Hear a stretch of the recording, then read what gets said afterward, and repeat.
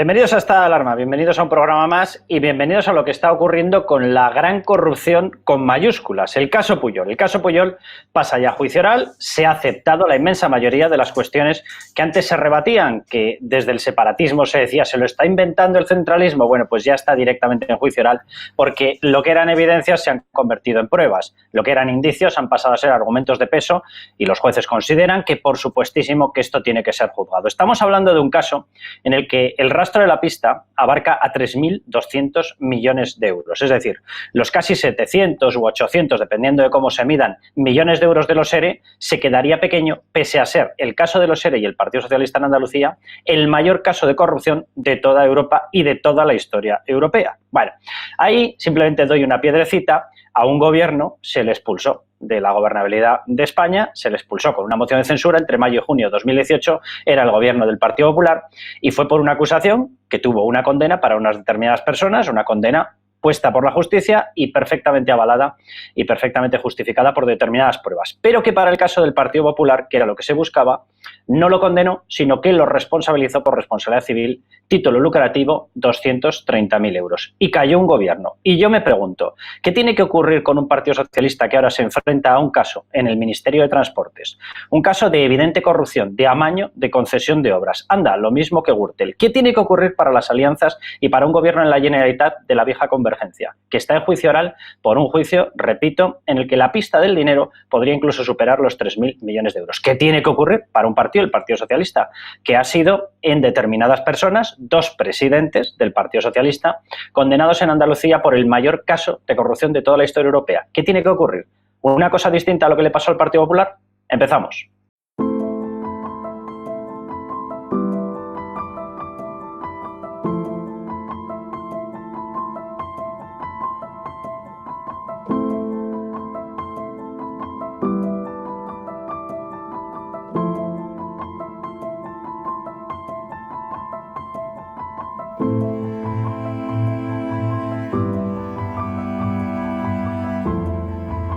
La millor política és no contagiar-nos.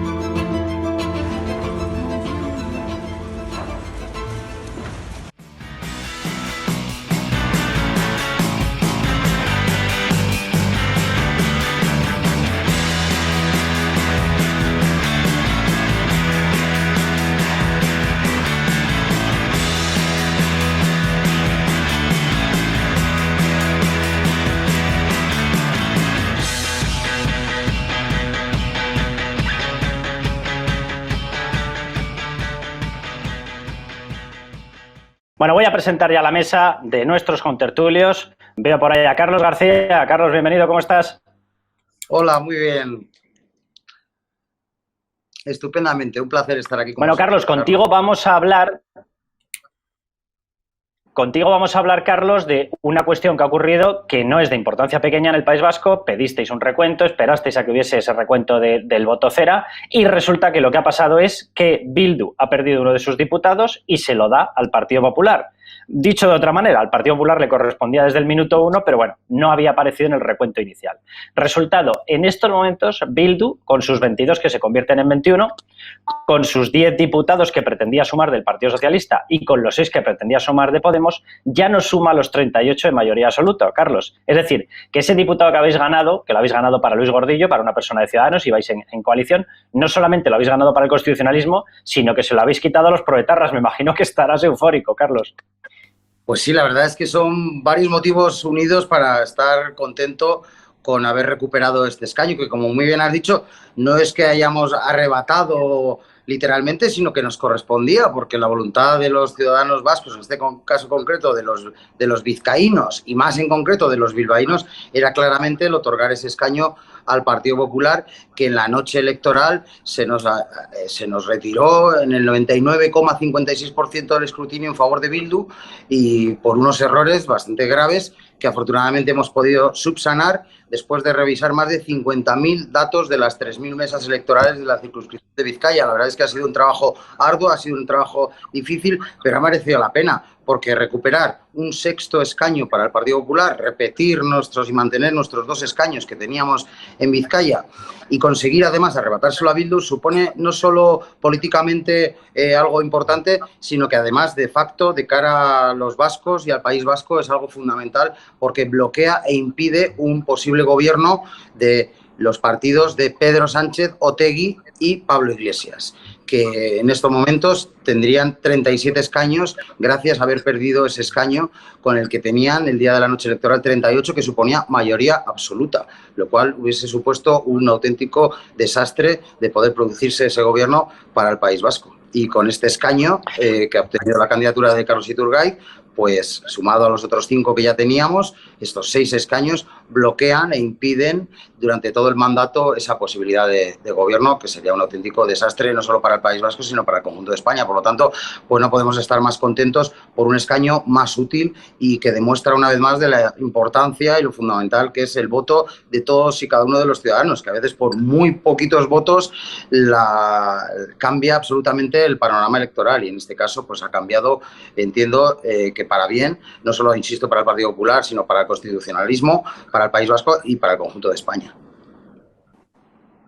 Déjame que presente al resto de tertulianos que tenemos hoy en la mesa. Tenemos por ahí a Roberto Centeno, tenemos a Luis Valcarce, no sé quién me va a aparecer primero en pantalla, a ver si los podemos ver ya.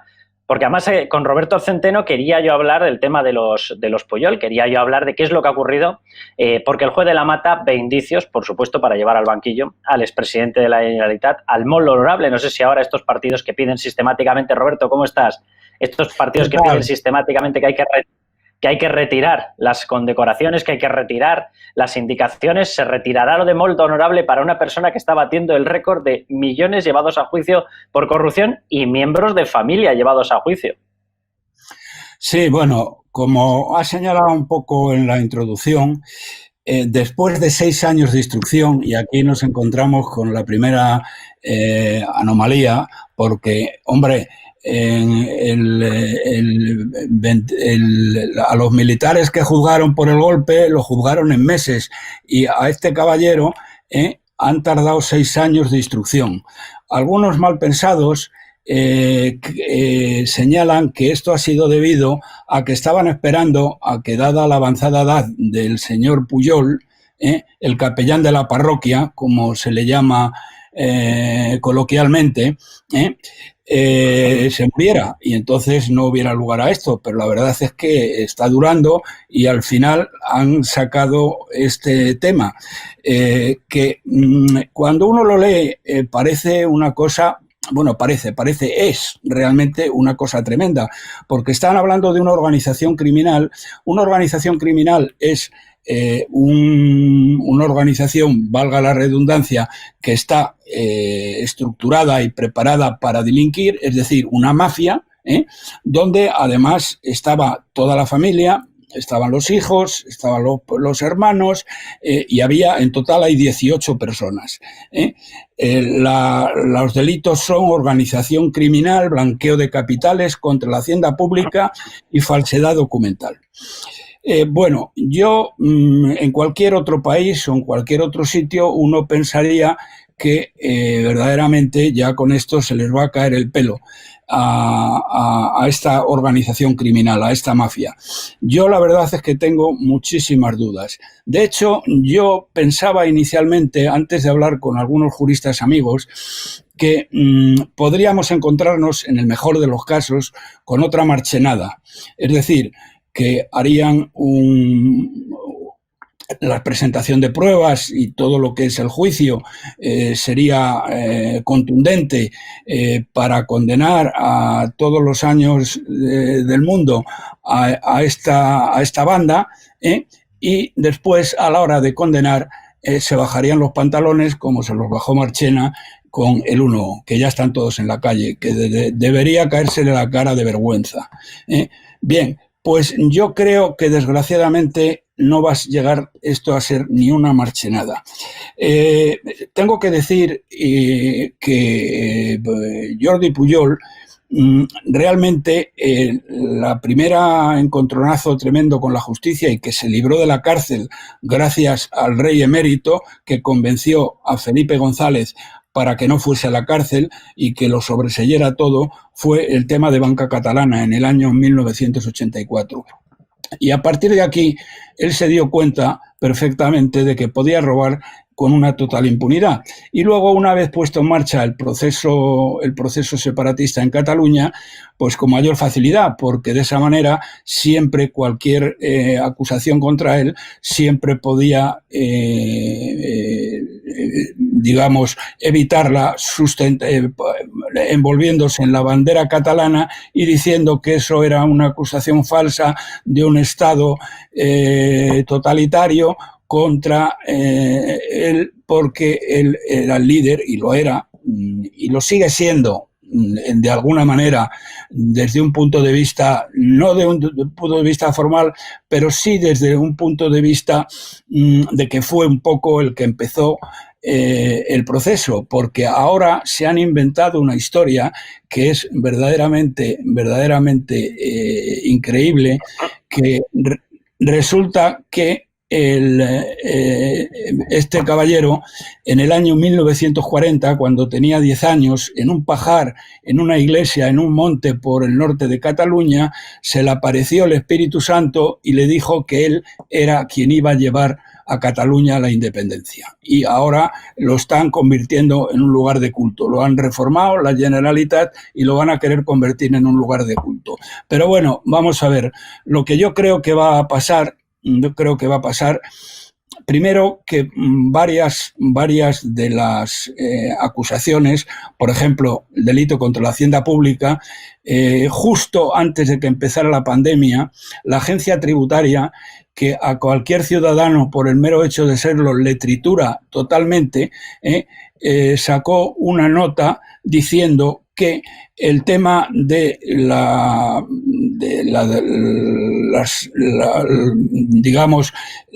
las actuaciones de Jordi Pujol en su faceta de delincuente, que es la más importante, habían prescrito, y que por lo tanto, desde el punto de vista de la Hacienda, no tenían ya nada contra él.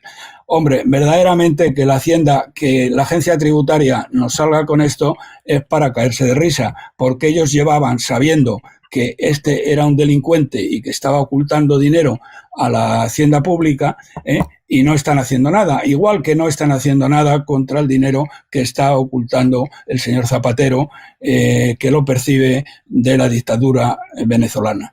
Luis Valcarce, bienvenido, que me faltabas tú. Déjame que te pregunte, Luis. Muy bien, lo mismo. Déjame que te pregunte lo primero, Luis, por el tema de los Pujol, porque quiero recuperar eso que he explicado en el comienzo del programa, porque me parece de una gravedad máxima. En España ha juzgado, y me parece perfecto y totalmente correcto, a un partido, al Partido Popular, por su corrupción. Yo sigo esperando que se juzgue por los créditos impagados condonados al Partido Socialista. 50 millones de euros procedentes de bancos. El que se crea que no tiene que ser juzgado, pues que levante la mano y me traiga la primera prueba de que un banco le ha condonado a él un crédito. El día que yo vea que a cualquier persona, a cualquier empresa se le ha condonado un crédito y no solo al Partido Socialista, me creeré que eso no es juzgable. Pero bueno, PSOE. PNV, yo todavía estoy esperando que alguien juzgue qué es lo que pasa con el cortafuegos fiscal que tienen montado para que las empresas vascas no tengan que rendir cuentas como el resto de empresas ante la agencia tributaria. Esquerra, Esquerra, todavía estoy esperando que alguien levante la mano y juzgue su participación en el caso Mercurio. Convergencia, yo todavía estoy esperando que el Partido Socialista diga que no puede pactar municipios, diputaciones, etcétera, con el mismo partido que tiene el récord mundial de cuantía que puede ir a juicio oral por el tema de los Pujol. ¿A ti te parece normal lo que ocurre en España?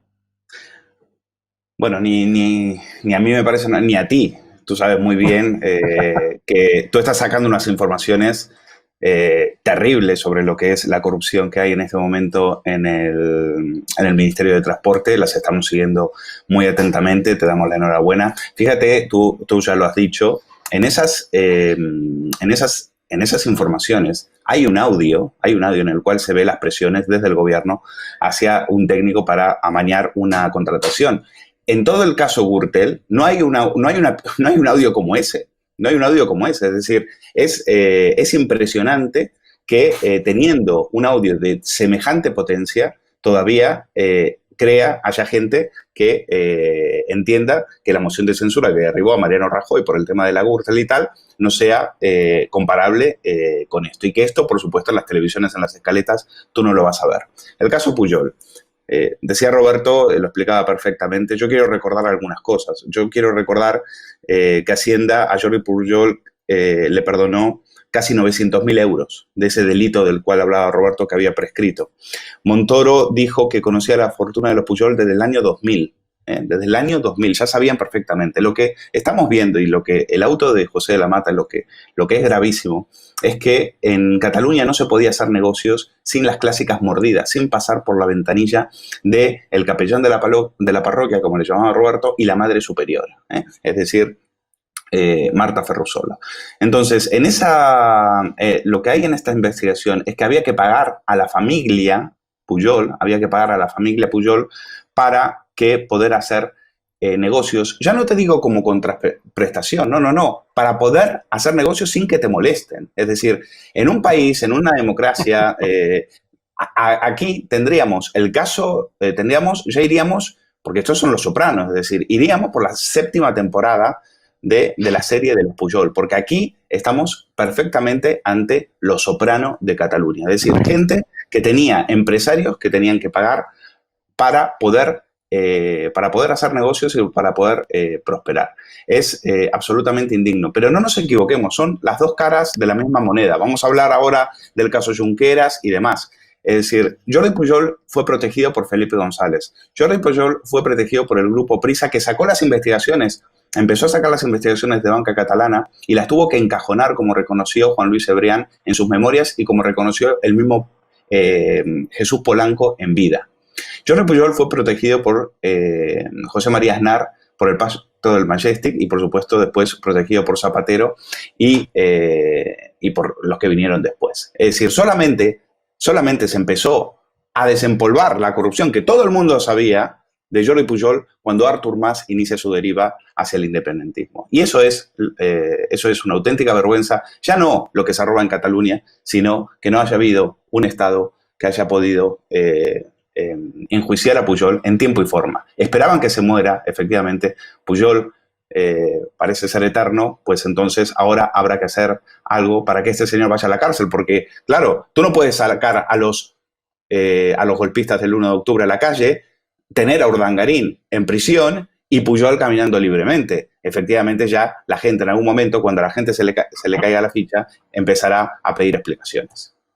Bueno, ¿cómo que no? Luis, en España se puede hacer lo que te dé la gana. Tú puedes ser el partido que te pones la capa de soy anticorrupción y estar pactando con sediciosos, malversadores, proetarras, comunistas, gente que trae dinero de Venezuela, de Cuba, que se lo lleva a Irán de ida y vuelta. Tú puedes hacer lo que sea, pasearte con Miss Delsi por el aeropuerto de Barajas. Tú puedes hacer lo que te dé la gana si eres progre en España. Ahora, como oses el gravísimo pecado de pensar en libertad, entonces no puedes hacer nada. Pero quiero comentarlo con Carlos García. Carlos, tú sabes perfectamente... Yo os tengo que dejar, ¿Nos tienes que dejar, Roberto? ¿Te sí, da tiempo, además, te da tiempo a que te pida... ¿Te da tiempo a que te pida un último comentario? Así te despides habiéndote quedado bien a gusto. Me parece bien, pero pídemelo ya. Venga, pues Carlos, te voy a retrasar un minuto, 2 minutos, porque le quiero preguntar a Roberto por esa salida de los 9 condenados por un delito gravísimo, por haber montado un golpe de Estado, por haber intentado cargarse la Constitución. Estoy hablando de los golpistas catalanes y que los tengamos que ver ya pasando las noches en casa, paseándose, recibiendo actos de homenaje. Roberto, ¿qué te parece? Bueno, un escándalo total y absoluto. Pero bueno, esto es a lo que me refiero yo con la Marchenada. Supongo que el señor Marchena, que hizo una instrucción del caso realmente modélica, donde demostró clarísimamente el delito de rebelión y luego se bajó los pantalones, y espero que por lo menos se le caiga la cara de vergüenza cuando se mira al espejo por hacer lo que hizo. Y nada más un comentario final sobre los Jordi, que no van a llegar ni a Marchenada, y si no, ya lo veremos. Tienen de abogado defensor a Cristóbal Martel, que es el mejor penalista de España, desde luego, y algunos piensan que del mundo. Con Cristóbal Martel, que fue el que ha sacado a Neymar, a Messi y todos estos, desde luego yo creo que no se sientan ni en el banquillo. Pujol y toda su problema. Bueno, pues muchas gracias, Roberto. Te despedimos ya y doy paso a Carlos García. Carlos, te quiero preguntar por varias cuestiones. Nada, encantado. Te quiero preguntar, Carlos... Te quiero preguntar por este tema, ¿no? Por esta salida de las 9 personas, 9 condenados por unos delitos gravísimos. Por cierto, para la gente que se considera tan progre y tan social y que ve con mucha tranquilidad esto de que te den un golpe de Estado contra la Constitución, simplemente les recordaré que están condenados también por malversación. El delito de malversación implica que el dinero de nuestros impuestos no va a los fines que tiene que ir, no va a mejorar un sistema educativo, no va a mejorar un sistema hospitalario, no, va a los bolsillos de gente que quiere fabricar, en este caso, su propia causa separatista y destrozarlos, aunque con ello destrozaran el mercado laboral y todo lo que pillaran por delante. Pero tú sabes, Carlos, que aquí estamos una congregación de periodistas muy libres. Yo le he dicho siempre, si se le tiene que juzgar al Partido Popular, por supuestísimo, hasta ahí podíamos llegar, oye, y con todas las consecuencias. Pero hay una cosa que a mí me llama mucho la atención y es el trato diferenciado a los distintos partidos. El Partido Popular pasó a ser el partido más corrupto, literalmente, más corrupto de Europa, según el bautismo que le hizo Podemos y el bautismo que le hizo Pedro Sánchez. Y el que pacta con unos señores que cometen los peores delitos y encima los pone en la calle, hablo del Partido Socialista, no le pasa nada. Decía Luis, y luego vamos a hablar de ello, el caso de corrupción que está surgiendo en el Ministerio de Transportes con un audio que revela un amaño de obra pública, pero vamos, desde aquí hasta Cuba 13 veces ida y vuelta. Todavía no hay ni una sola comparecencia potente de ninguna persona de rango potente, ni el ministro José Luis Ábalos, ni el presidente del gobierno. Oiga, este gobierno llegó a la Moncloa precisamente utilizando la moción de censura porque había habido un caso de corrupción. No pasa nada. Con los Pujol van a romper las alianzas que tienen en Cataluña porque mantienen alianzas en más de 10 municipios con la gente de Convergencia. Van a romper la mesa de Pedralbes de negociación del separatismo con estos señores, con los reyes de la corrupción. Van a romper con ellos mismos que vienen del caso ERE. Carlos. Mira, Carlos, son varios asuntos, pero yo me quiero centrar en dos en concreto. Una es la de la pena de los telediarios, como muy bien sabes. Por desgracia, en una democracia, la opinión pública es fundamental. Y además de condenar a los políticos que roban, luego es el trato diferencial y el silencio que cubre cuando esos políticos son o bien de izquierdas o bien nacionalistas. Y aquí en el País Vasco tenemos un ejemplo claro con el caso de Osakidetza, un caso de corrupción gravísimo, donde ha dimitido hace un año el consejero de Sanidad y no lo sabe nadie. No lo sabe nadie en el resto de España, pero es que en el País Vasco muchísima gente no es consciente de ello, porque no ha ocupado portadas, porque no ha ocupado telediarios, y eso influye en la opinión pública, que al final influye en el voto. Y en una democracia es gravísimo ese trato diferenciado que se da a según quién sea el que meta la mano en la caja. Y siempre suelo decir, aquí en el caso del País Vasco, muchos nos critican al PP, pero, por ejemplo, el Partido Popular, habiendo gobernado la Diputación de Álava, el Ayuntamiento de Vitoria, en coalición en todas las capitales, 0 imputados. El PNV, decenas de imputados. El último caso grave, simplemente 32 condenados en el caso de Miguel por corrupción. La gente en el resto de España que nos está viendo ahora mismo, ¿lo conoce? Pues la inmensa mayoría no. Pero es que en el propio País Vasco muchísimos ciudadanos tampoco lo saben y con esos datos han ido a votar y por lo tanto se está manipulando la democracia si se oculta y se trata de forma diferenciada a los políticos según de qué partidos sean. Si un político roba una corbata y es del Partido Popular es gravísimo, es tremendo y va a las portadas de los medios de comunicación. Ahora bien, si es del PNV, si es del Partido Socialista, si es de Podemos o si es separatista catalán, no pasa nada.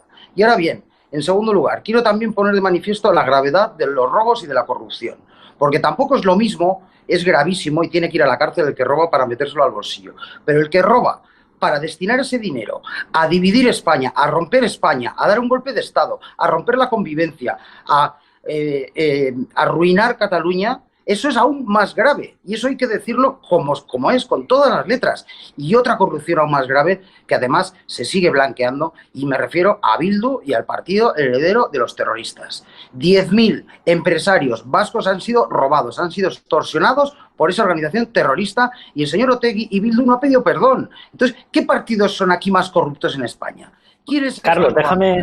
¿Cuál es más grave el robo que están cometiendo los partidos? Esto no se dice en los medios de comunicación, no se valora y los ciudadanos, si les lanzas el mensaje, se ve claramente la gravedad de uno, la gravedad de otro y quiénes en estos momentos los partidos más corruptos. Los partidos más corruptos. Carlos, déjame que recuerde.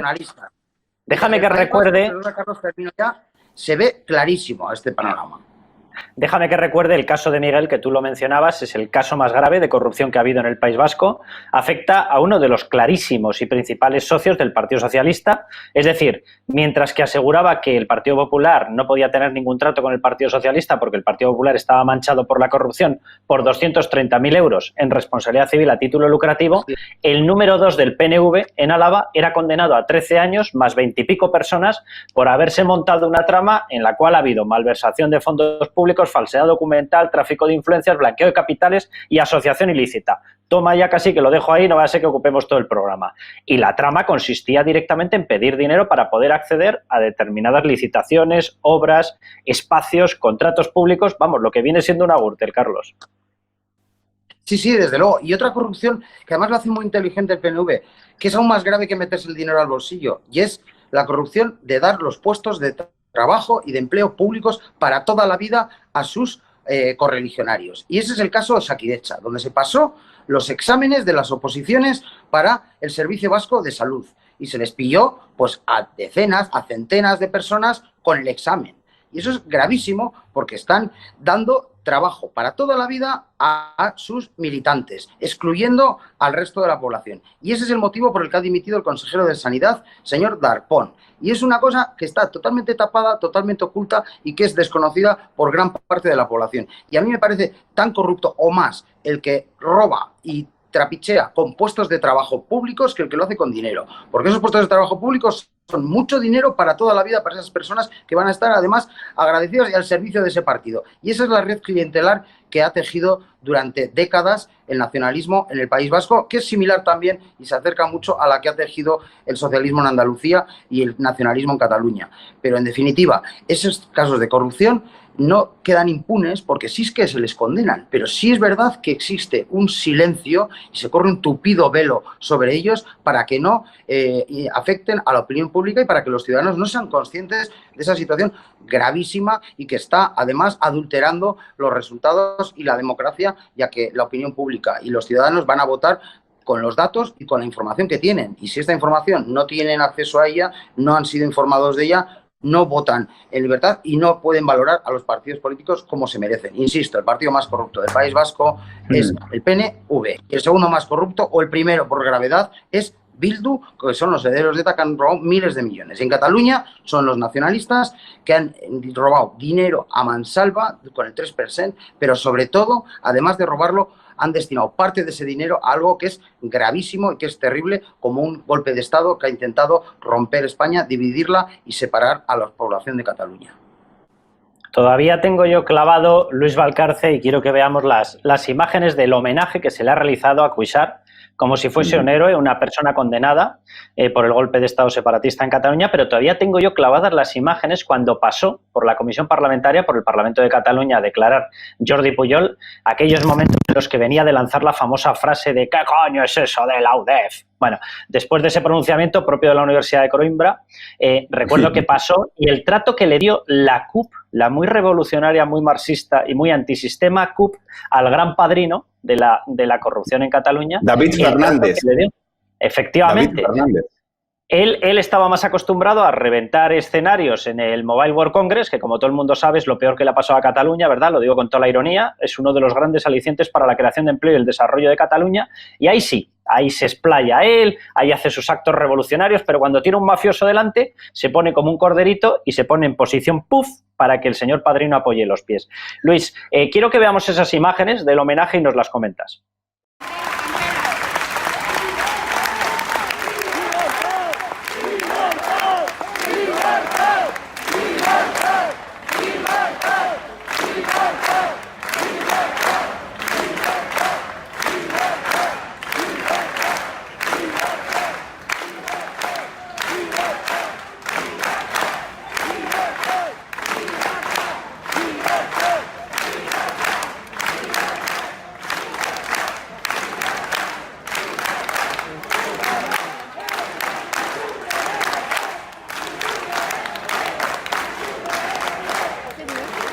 Luis, toda la vida defendiendo el liberalismo y ahora me entero que la libertad es la capacidad de algunos de imponer delitos a los demás que se tienen que aguantar.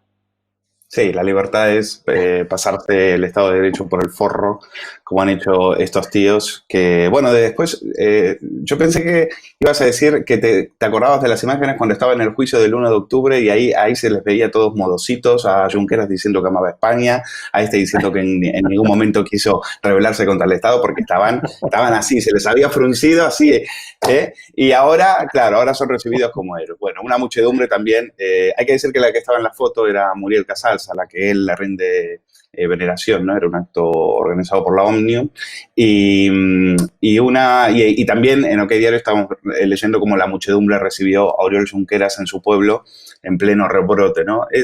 Da igual el rebrote, o sea, si tuviera lepra o tuviera el ébola, hubieran ido igual, porque estos son así, o sea, como los que van a recibir a los asesinos etarras en el País Vasco. Es algo propio de sociedades con una enfermedad incurable como es la del separatismo. Su plan es el de la independencia. Y yo quiero recordar una cosa que me parece muy grave porque hay casos en los cuales para que te den un tercer grado tú tienes que mostrar arrepentimiento. Y este sujeto, cuando estaba ahí, que era el mismo que al igual que cuando se puso con el altavoz arriba de las patrullas destrozadas de la Guerra Civil diciendo que ellos eran muy pacifistas, ahí estaba la prueba de la patrulla para demostrarlo, pues ellos no se han arrepentido, sino que dijeron lo volveríamos a hacer. No se lo dijeron a Marchena porque estaban así, pero aquí dijeron lo volveríamos a hacer. Lo volveríamos a hacer. Para que tenga un tercer grado tienes que mostrar arrepentimiento. Yo quiero recordar que la jueza de los permisos del proceso en febrero negó el tercer grado a un padre con 4 hijos por no arrepentirse, con una condena mucho menor que el delito golpista que lleva sobre sus espaldas Cuixart. También tengo que recordar que hubo un juez que revocó la concesión del tercer grado a Jaume Matas por falta de arrepentimiento. Es decir, aquí estamos ante un caso donde la audiencia de Barcelona ha dado ok a una salida a un tercer grado cuando no hay arrepentimiento. Es escandaloso, es decir, francamente se han cargado la ley y como sabemos detrás, para que haya libertad, primero tiene que haber ley. Y entonces aquí es donde estamos, eso es lo que a mí más me indigna, pero insisto, la mafia de los Pujol y el tercer grado de Junqueras y el de Cuixart y el de estos que han salido de la cárcel, ya viste, bueno, el tratamiento, el otro píparo que no cabía en sí, el Romeva, que está cada día más cacha, más fuerte. Quiero recordar que hubo una televisión, hubo un programa, Todo es Mentira, donde Risto Mejide entrevistó a la mujer de Romeva y pidió una bicicleta de spinning para este sujeto mientras estaba en la cárcel. Pues se ve que se la han llevado porque el tío está cada día más cachas. Ese es el tratamiento del Estado opresor contra estos señores que no han estado en una cárcel, sino que han estado en un hotel. Y el Estado se los ha brindado. Este Estado, que a veces, donde hay una clase política disfrazada de constitucionalista, claudicante, que durante décadas ha seguido la política del apaciguamiento. Y al final, como Churchill le dijo a Chamberlain, tuvo usted que elegir entre la humillación y la guerra, eligió la humillación y al final nos llevará a la guerra. Aquí no nos van a llevar a la guerra porque aquí no hay ningún Churchill. Aquí tenemos a Pedro Sánchez que está con estos tíos. Quiero que veamos, Carlos, un vídeo, porque al final cuando tú seleccionas a la gente por ser los más cavernícolas, por ser los que tienen mayor capacidad delictiva, acaban ocurriendo cosas como las que estamos viendo. Voy ahora al tema del coronavirus. El estado de alarma ya se ha eliminado, ya se ha paralizado, el poder ha vuelto a las comunidades autónomas y se empiezan a ver diferencias más que notables entre la gestión de unas comunidades autónomas y otras. Los hijos más los mismos, porque algunos son los mismos, que estuvieron en ese golpe de estado separatista, siguen gobernando en Cataluña y el resultado lo estamos viendo. O sea, los brotes campan a sus anchas en esa comunidad autónoma. Bueno, atención al consejo que nos da la consejera de Sanidad de la Generalitat. Se ha quedado, pero vamos, agotada de pensar, ¿eh? Atención. La millor manera és que no ens contagiem. La millor política és no contagiar-nos. Res taparà les mesures de distància, de seguretat, de la higiene de mans i de l'ús obligatori de mascaretes. Res tapa això, ni res substitueix això, ni la capacitat assistencial en els nostres hospitals, ni la capacitat que tinguem de fer aquest seguiment, aquesta identificació i aquest seguiment. Bueno, yo recuerdo, Carlos, ministros o ministras a los que se les puso motes por determinadas frases, que si el café con leche dicho de determinada manera y en inglés, que si el no sé qué. Oiga, se le piden explicaciones a una responsable de sanidad de Cataluña y dice, no, lo mejor que pueden hacer ustedes es no enfermar, no contagiarse. Hombre, muchas gracias por el consejo, de verdad. Estaba yo pensando en irme a un infectódromo como los que montan ustedes o los que monta el Partido Socialista el 8M. Es terrible, Carlos. La verdad es que es un poco lo que te he dicho antes. Parece que los nacionalistas, al ser socios del gobierno de Pedro Sánchez, tienen total impunidad mediática para hacer y decir las barbaridades que quieran, para hacer la gestión más nefasta que se puede hacer, pero como al final en los medios y en la opinión pública no llega, no sale esa realidad de la gestión nefasta que han hecho tanto el gobierno vasco en Osakidetza como ha hecho la Generalitat en Cataluña, que han tomado unas decisiones totalmente perjudiciales contra la pandemia, y hemos visto cómo la situación de pandemia en tanto el País Vasco como en Cataluña ha sido agravada por las decisiones que se han tomado, tanto desde la Generalitat como desde el Gobierno vasco, pero no han tenido repercusión en los medios. Estaba acordándome ahora, al ver a esta mujer, a las barbaridades que decía el presidente de México, que la mejor manera de protegerse contra el coronavirus eran con estampitas de la Virgen. Pero bueno, como este presidente de México es de la rama podemita de Pablo Iglesias, pues aquí en España no ha llegado demasiado. Si llega a ser de otra línea ideológica, lo estaríamos viendo en todos los telediarios.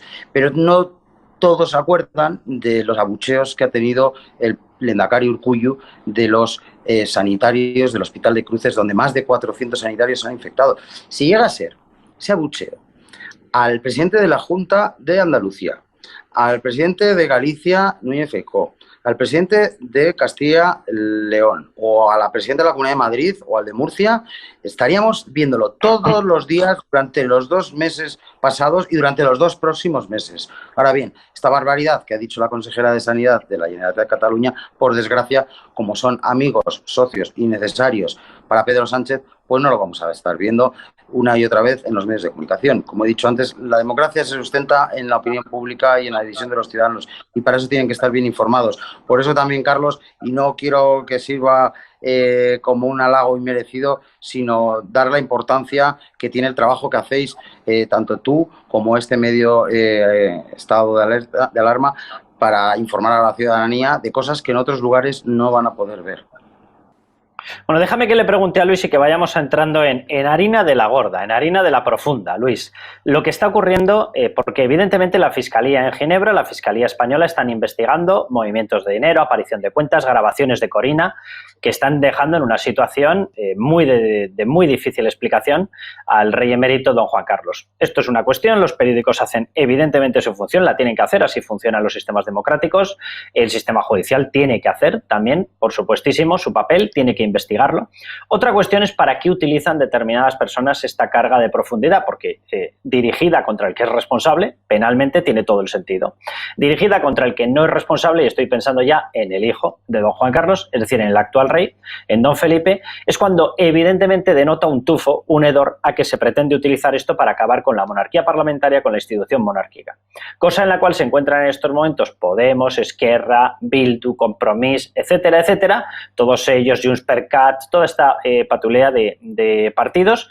Y, por cierto, se lo permite el Partido Socialista porque no acaba de hacer un posicionamiento claro ni de defensa de la corona ni de defensa de nuestro sistema de monarquía constitucional. Empiezan a aparecer informaciones, Luis, en las que Felipe VI haría un acto de separación máxima. Yo quiero recordar que ya ha renunciado a la herencia y ya ha retirado la asignación económica que tiene de la partida de la Casa Real el rey emérito don Juan Carlos. Pero ahora empieza ya a hablarse y empieza a sonar esta posibilidad que publicamos en OK Diario. Felipe VI enseña la puerta de salida a su padre, que podría estar pasando sus últimas horas en Zarzuela. Es decir, hacer un acto, una demostración de distancia física, sacarlo de Zarzuela. ¿Qué te parece, Luis?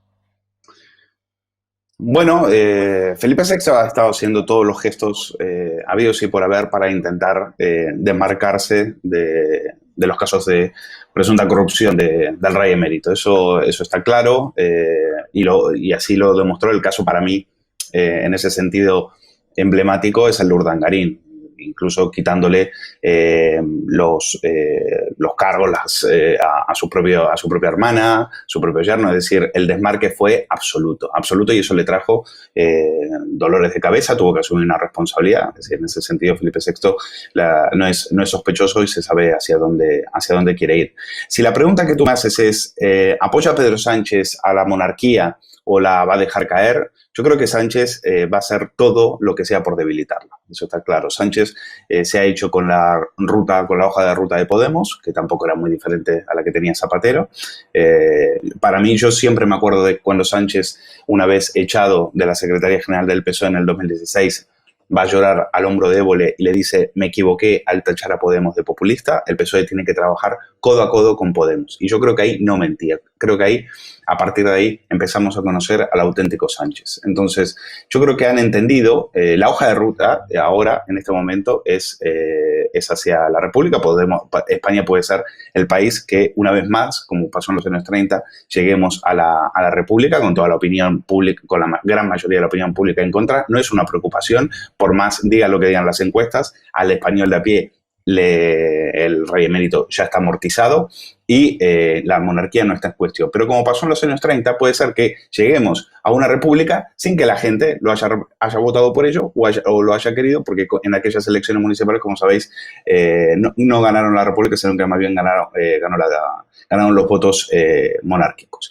Pero se puede llegar a una república por resignación, se puede llegar a la república cuando tienes a un presidente, a un oportunista, a un mercenario como Pedro Sánchez en el poder. Sánchez ha entendido que al menos esos votos que se vaya a dejar Podemos los va a recoger el Partido Socialista, y si no los recogen ellos, como pasó en Galicia, por ejemplo, los recogerán sus socios nacionalistas, que son con los que está a partir un riñón, y entre ellos están a una sola cosa, que es destrozar la unidad de España. Y para destrozar la unidad de España tienes que acabar con el último dique de contención, que es la monarquía. Y las televisiones están con ello. Yo me pregunto, Carlos, ¿sabes? Ahora, qué curioso que en todo es mentira, que la tropa de Risto Mejide no está diciendo que OK Diario está manipulando las informaciones del rey. No solo eso, las está utilizando para hacer programas monográficos desde hace una semana. Una semana. O sea que cuando a ti te conviene, las informaciones que da OK Diario van a misa. Van a misa. Yo no he salido, no he estado escuchando,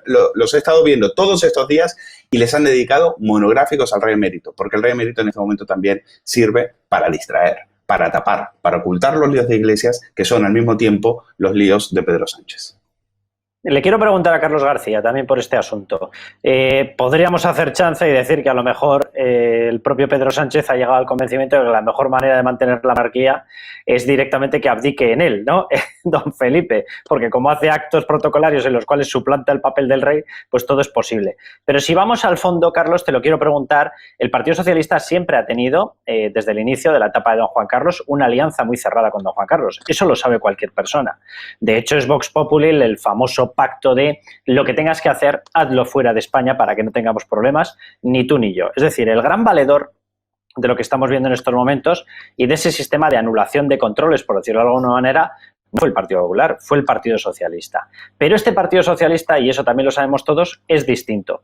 ¿Tú crees, Carlos, que este Partido Socialista podría llegar a quedar doblegado, a no hacer defensa de lo que hizo en el pasado y a permitir un ataque directo a la institución monárquica con tal de que Pedro Sánchez mantuviera sus alianzas con Podemos, Esquerra, Bildu, etcétera?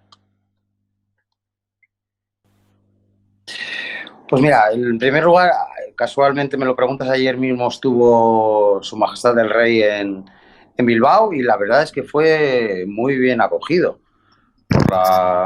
por la ciudadanía y por los bilbaínos, sinceramente. Lo que ocurre es que no nos fiamos muchos de Pedro Sánchez, porque sí es cierto que existe un pacto constitucional desde el inicio de la democracia en España de apoyo a la institución monárquica, pero en estos momentos existe claramente una falta de pedagogía, una falta de legitimación en los medios y en los discursos. No se está recordando que la monarquía ha sido aprobada en la Constitución democráticamente refrendada por la mayoría de españoles, por ejemplo, con una abrumadora mayoría en Cataluña o en el País Vasco y en general en toda España. No se repite claramente que los países más prósperos del mundo son monarquías, como lo son Holanda, como lo es Bélgica, como lo es Dinamarca, como lo es Suecia, como lo es Noruega, como lo es el propio Reino Unido, como lo es Japón. Países totalmente democráticos, 100% democráticos, a diferencia de otras presidencias hereditarias que son dictaduras, como es Cuba o como son otros países comunistas como Corea del Norte. Estas cosas son lo que debería estar repitiendo la gente socialista. Han abandonado porque Pedro Sánchez lo único que le interesa es permanecer en el poder y es capaz de vender cualquier cosa hasta cruzar líneas que hasta ahora pensábamos infranqueables del pacto constitucional que trajo la democracia a España. Y por eso no me fío de las intenciones de Pedro Sánchez en este sentido. Sí de otros socialistas, sí de la mayoría de los votantes socialistas, pero no me fío de Pedro Sánchez, y el único problema que puede poner en riesgo la monarquía y la estabilidad constitucional en este momento en España tiene un nombre y un apellido, y es Pedro Sánchez, porque todos sabemos que Pablo Iglesias, el comunismo y Podemos, desde luego, es su objetivo intentar volver a una dictadura comunista, a un gobierno hereditario, pero de otra manera, comunista, sin ser refrendado por las urnas, como ha ocurrido en todos los países donde ellos gobiernan. Pero el Partido Socialista, que hasta ahora ha sido un partido, junto con el Partido Popular y con la inmensa mayoría de españoles, que han aceptado de consenso la monarquía, y hay que recordar, incluido el Partido Comunista en su día, también apoyó la Constitución y por lo tanto refrendó y validó la monarquía y el sistema monárquico que nos hemos dotado. Pero, insisto, y lo repito, y me preocupa únicamente una persona con nombres y apellidos, que es Pedro Sánchez, y su falta de escrúpulos para llegar al poder, y por eso se vienen arriba todos estos que quieren boicotear y reventar nuestra democracia, porque, insisto, el tirar abajo la monarquía en España es anular el sistema de convivencia que nos hemos dado con la Constitución y nuestra democracia. Podrá haber otra, de otra manera, pero la actual, desde luego, no iba a ser. Y luego hay que decir otra cosa, que la gente se piensa que cuando no hay monarquía hay como una mayor democracia. No, simplemente se vota al presidente, al primer ministro, y se vota al presidente del gobierno o presidente de la República, como hay en Francia, y que al final no tiene y carece la neutralidad, la imparcialidad y la capacidad de mediar que tiene un rey que en realidad no es de ningún partido, pero sí lo es el presidente de la República Italiana, sí lo es el presidente de la República Francesa, y por lo tanto ni se ahorra dinero, es falso, ni se ahorran cargos, es falso, ni es más democrático un sistema que otro, es falso, y todas estas cosas hay que decirlas y hay que repetirlas para que la sociedad lo sepa, porque, insisto, se está abriendo esa ventana, se está abriendo esa posibilidad ante la permisividad de Pedro Sánchez, que es capaz de cualquier cosa con tal de mantenerse en el poder. Y eso es lo que me preocupa en este momento. Oye, vamos a terminar con una sonrisa y vamos a entrar en la sección humor. Podemos quiere ahora un FAES, quiere pensamiento podemita. A ver, pensamiento y Podemos son dos términos, Luis Valcarce, un tanto alejados, pero ahí está la noticia. Iglesias recurre a Monedero, toma ya, para rizar más el rizo del pensamiento, para impulsar una FAES de izquierdas y recuperar el espacio del errejonismo. Digo yo, Luis, a lo mejor por tontos que tomen a sus propios votantes, a lo mejor veis resulta que la crisis la tiene porque un señor que decía que iba a vivir siempre en Vallecas se ha ido al casoplón de los marqueses. A lo mejor digo yo que los mismos que decían que no había que utilizar a la Guardia Civil porque es que eran fuerzas burguesas, resulta que tienen en estos momentos el récord mundial de séquito alrededor suyo de la Guardia Civil. A lo mejor resulta que los mismos que están tomando por idiotas supinos a sus propios votantes, a lo mejor tienen que llegar al convencimiento de que no puedes estar permanentemente engañando cuando tienes montado el califato y ahí no dejas de pasar féminas por delante tuyo y dejes de inventarte supuestas confabulaciones judeo-masónicas de que si te han robado una tarjeta para acabar contigo porque eres el epicentro de Saturno. Hombre, a lo mejor si explicas que es que, chico, tienes una pequeña incontinencia y esto es un problema político, a lo mejor acabamos antes. A lo mejor si dejan de tratar por imbéciles a sus votantes, acaban antes con este problema de pensamiento. Pues mira, si va a poner a Monedero al frente en la nómina lo vuelve a poner en la nómina de Podemos y lo vuelve a poner en esta fundación del partido, creo que el nombre del Instituto 25M, creo que le van a poner, pues yo propongo el primer tema de seminario. El primer seminario deberían ser marxistas y psicópatas. Azotar a presentadoras de televisión hasta que sangren. Una perspectiva. Este debería ser el primer tema, que son las conversaciones profundas que mantenían Iglesias y Monedero en Telegram. Por ejemplo, feminismo y psicópatas. Los psicópatas están ahí, están en ese partido. ¿Qué les parece? Ponerlo en perspectiva. Otro tema, les voy a proponer otro tema para otro seminario. ¿Cómo retener 6 meses la tarjeta de tu novia y que no sea eso violencia machista? Otra, visto desde el sur, como le gusta decir a ellos así, cursi, visto desde el sur, o perspectiva bolivariana. Una perspectiva bolivariana de la violencia machista, cómo retener la tarjeta de tu novia y que eso no sea un ataque al feminismo. Toma ya, Carlos. Carlos, un último comentario. Te lo pregunto, ¿podría ser otro de los temas de este seminario, por ejemplo, cómo meterte con los paraísos fiscales y recibir dinero, $270.000 de una narcodictadura a través de granadinas? ¿Podría ser uno de los temas? ¿Cómo recuperar escaños que el día de las elecciones no te dan en el País Vasco? Porque ya llevamos 2 elecciones que casualmente los errores de la administración en el recuento siempre perjudican al Partido Popular y siempre benefician al nacionalismo. En las elecciones pasadas al PNV le dieron un escaño más que finalmente recuperamos y fue nuestro diputado por Vizcaya, Beatriz Álvarez Facciones, que se lo habían dado a Bildu, por cierto, a una asesora de las FARC, que se ha hablado de los 3 miembros condenados por delitos de terrorismo de ETA, pero no se ha hablado de esta 7ª presunta diputada de Bildu, que y había sido supuestamente elegida diputada por Bildu, y que finalmente se lo hemos arrebatado y hemos recuperado nuestro escaño para Luis Gordillo y para la candidatura de Carlos Iturgaiz, que ya vamos 2 elecciones y en las 2 nos ocurre lo mismo. Esperemos que las próximas no pase igual y no tengamos que hacerlo, pero como de continuar en esta situación vamos a tener que hacer un seminario de cómo recuperar escaños en el País Vasco que el día de las elecciones no te dan y que no se refleja la realidad de los votos de los ciudadanos, porque, en fin, ha terminado felizmente, pero esperemos que no vuelva a ocurrir y en esta ocasión ha sido un éxito. Pero, insisto, no es de buen gusto tener que estar después de las elecciones peleando para recuperar escaños cuando la voluntad de los ciudadanos te los habían dado desde el momento inicial. Y nada, muchas gracias, Carlos, por estar en tu programa, por darme la oportunidad de participar y es un auténtico placer estrenarme en Estado de Alarma, en tu programa. Y nada, hasta la próxima. Pues muchísimas gracias, Carlos, muchísimas gracias, Luis. Estaba yo pensando, otro tema podría ser, y este tiene muy poquita gracia. Yo también. Claro, otro tema que podría ser, y de verdad que este no tiene ninguna gracia, ¿cómo batir el récord de denuncias internas por abusos sexuales dentro del partido y que ninguna denuncia acabe en la fiscalía? No tiene ninguna gracia, pero ocurrió en Podemos, literalmente. ¿Cómo trincar 425.000 euros de una dictadura, no pagar impuestos y convertir eso en un gesto revolucionario? Luis, me da que nos van a hacer a ti y a mí los nuevos jefes del Departamento de Pensamiento de Podemos. Creo que nos van a sacar en volandas. Bueno, tenemos que cerrar aquí el programa. Luis, un placer, de verdad, Carlos, lo mismo te digo. Un abrazo muy fuerte y ya saben, si se quieren enterar de este tipo de cosas, que tendrán complicado verlo en muchos más sitios televisivos, pues ya saben dónde estamos. Un abrazo muy fuerte a todos.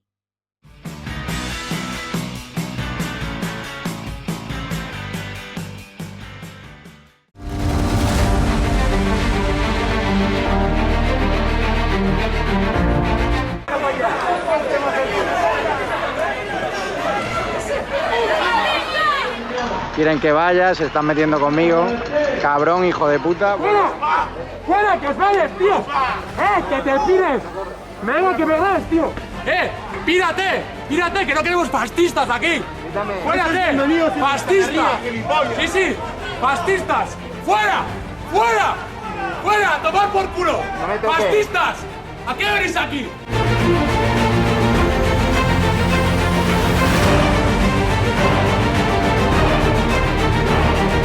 El País Vasco me ha atiborrado, he cogido algún kilito de más y me habían informado de que en este hotel nos proponían un reto de estar una semana encerrado aquí a gusto, un plan de detox para, sobre todo, adelgazar, para equilibrar la mente con el cuerpo.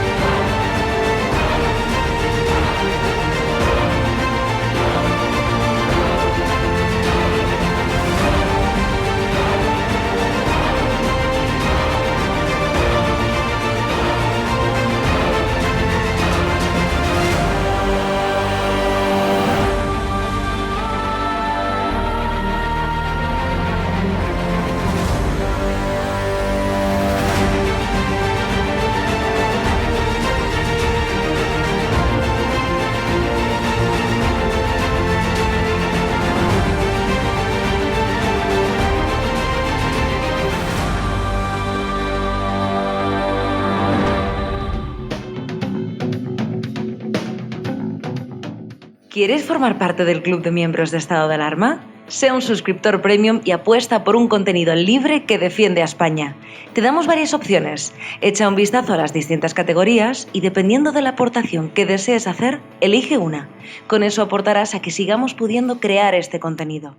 De parte de todo el equipo de Estado de Alarma, gracias por tu apoyo.